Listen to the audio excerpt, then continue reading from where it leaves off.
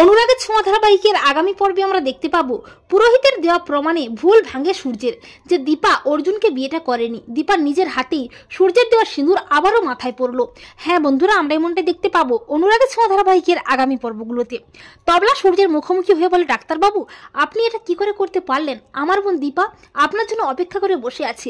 সোনারূপা আপনাকে ছাড়া তিল তিল করে শেষ হয়ে যাচ্ছে। কিন্তু সূর্য তবলার কোনো কথাই শুনতে চায় না, তবলাকে চলে যেতে বলে। তবলাও নিরুপায় হয়ে কোনো উপায় না পেয়ে সেখান থেকে চলে আসে। লাবণ্য সূর্যের মুখোমুখি হয় না।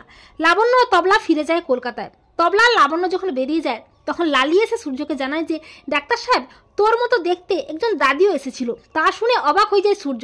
বুধিয়া বলে, হ্যাঁ ডাক্তার সাহেব, উনি আপনার মতোই দেখতে, উনি আপনাকে নিয়ে যেতে এসেছিল। তখন সূর্য বলে, তার মানে মাও এসেছিল? তবে কি তরিতা যে কথাগুলো বললো সেগুলো সত্যি? আর যদি সেগুলো সত্যি হয় তাহলে আমার অনেক দেরি হয়ে গেছে, না আমাকে এক্ষুনি যেতেই হবে। এই বলে সূর্য তড়িঘড়ি করে বেরিয়ে পড়ে দীপার কাছে ফিরে আসার জন্য। অপরদিকে লাবণ্য এসে নিজে অর্জুনের হাতে দীপাকে তুলে দেয় আর জানিয়ে দেয় যে সূর্য বিয়ে করেছে। তা শুনে অবাক হয়ে যায় সবাই। দীপাও চমকে ওঠে। দীপা অনেকটা ভেঙে পড়ে। দীপা অর্জুন মন্দিরে যায় বিয়ের জন্য, কিন্তু অর্জুন তার শর্ত অনুযায়ী মন্দিরের ভেতরে ঠাকুরের সামনে যায়।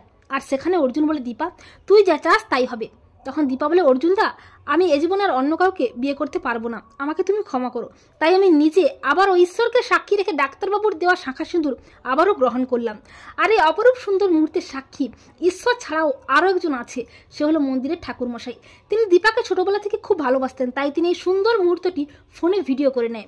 এরপর অর্জুন ও দীপা মন্দিরের বাইরে বেরিয়ে আসে। অর্জুন দীপাকে বিয়ে করতে দেখে সোনারূপা সহ বাড়ির সবাই খুব খুশি হয়ে যায়। আর ঠিক তখনই হাজির হয় সূর্য। দীপার মাথায় সিঁদুর, হাতে শাঁখা পলা দেখে অর্জুন ও দীপার গলায় মালা দেখে আবারও ভুল বোঝে দীপাকে। সূর্য বলে, দীপা তুমি আবার বিয়ে করেছো? আমি ভাবতেও পারিনি দীপা, আমি তোমার জন্য, আমার মেয়েদের জন্য ফিরে এসেছিলাম দীপা।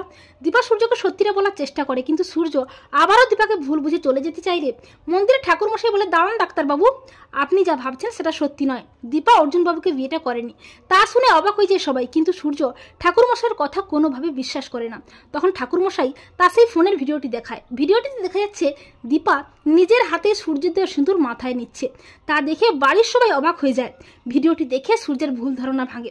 সূর্য অনুতপ্ত হয়ে দীপার কাছে আবারও ক্ষমা চায়। তখন দীপা বলে, ডাক্তারবাবু আপনি ভাবলেন কি করে এ জীবনে আপনাকে ছাড়া আমি অন্য কাউকে ভালোবাসবো? সূর্য বলে, দীপা তোমার কাছে আমার ক্ষমা চাওয়ার কোনো মুখ নেই দীপা। তখন দীপা বলে, ডাক্তারবাবু আমি সব শুনেছি মায়ের কাছ থেকে, আমি জানি আপনি বিয়েটা ইচ্ছে করে করেননি, আপনাকে ফাঁসানো হয়েছে, আমি আপনাকে এখনো বিশ্বাস করি। এই বলে দীপা সূর্যকে ক্ষমা করে কাছে টেনে নেয়। তো বন্ধুরা, তোমরা এটাই চাও তো যে সূর্য যেন দীপার কাছে ফিরে এসে বুঝতে পারে যে দীপা অর্জুনকে বিয়েটা করেনি, দীপা আজও সূর্যকেই ভালোবাসে? কমেন্ট করে জানিয়ে দাও তোমাদের মতামতটি।